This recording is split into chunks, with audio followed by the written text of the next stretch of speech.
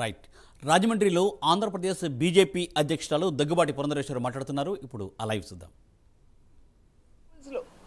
ఇవాళ బీసీ కులాల్లో ఉన్నటువంటి బిడ్డలకి రిజర్వేషన్ కల్పించి మంచి ప్రమాణాలతో కూడినటువంటి విద్యని అందుకునేటువంటి అవకాశం కేంద్ర ప్రభుత్వం ఇవాళ వారికి కల్పించింది.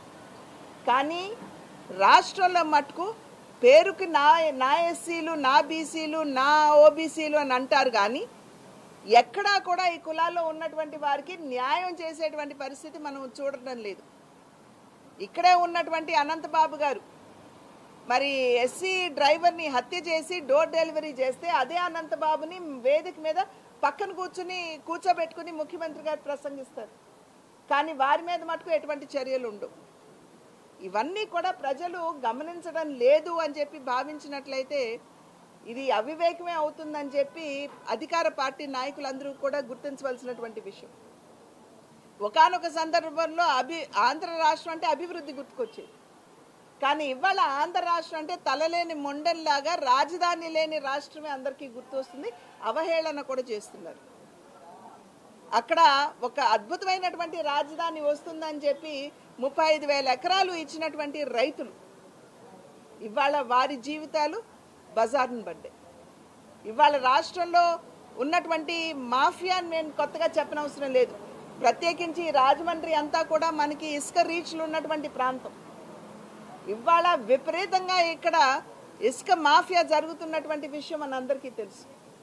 అదేవిధంగా మద్యం, నాణ్యత లేనటువంటి మద్యాన్ని ఇవాళ ప్రజల చేత తాగించి వారి ప్రాణాలతో చెలగాటు మాడేటువంటి ప్రభుత్వాన్ని మనం చూస్తాం. సాధారణంగా ప్రభుత్వం అంటే వెల్ఫేర్ అని అనుకుంటాం, అంటే ప్రజలకి అండదండగా నిలబడతారు అని చెప్పి మనం విశ్వసిస్తాం.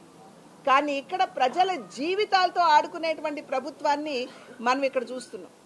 ఇసుక అంటే కేవలం ఏదో కొద్ది మందికి పరిమితం అయ్యేటువంటి అంశం కాదు. ఇది 35 లక్షల మంది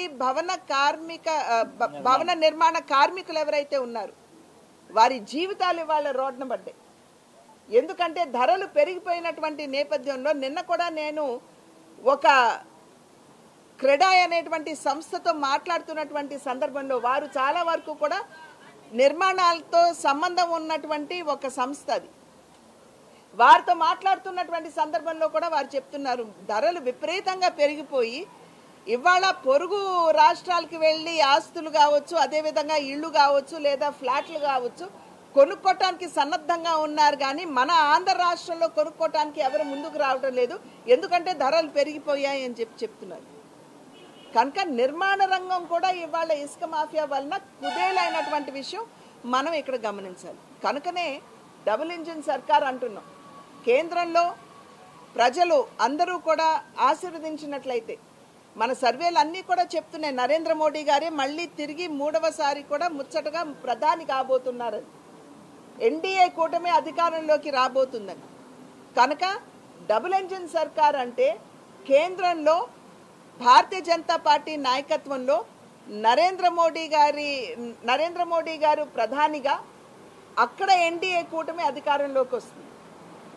అదేవిధంగా 2వ ఇంజిన్ ఏదైతే ఉందో అది రాష్ట్రంలో ఈ అరాచక పాలనకి, ఈ విధ్వంసపూరితమైనటువంటి పాలనకి చరమగీతం పాడాలంటే రాష్ట్రంలో కూడా ఎన్డీఏ కూటమిని రాష్ట్ర ప్రజలు ఆశీర్వదించి ఎన్డీఏ కూటమిని కనుక అధికారంలోకి తీసుకుని వస్తే ఖచ్చితంగా ఇక్కడ కూడా రాష్ట్ర అభివృద్ధి పట్టాన గాడిన పడుతుంది. అదేవిధంగా ప్రజలందరికీ కూడా ఇక్కడ న్యాయం జరిగేటువంటి అవకాశం ఉంటుంది.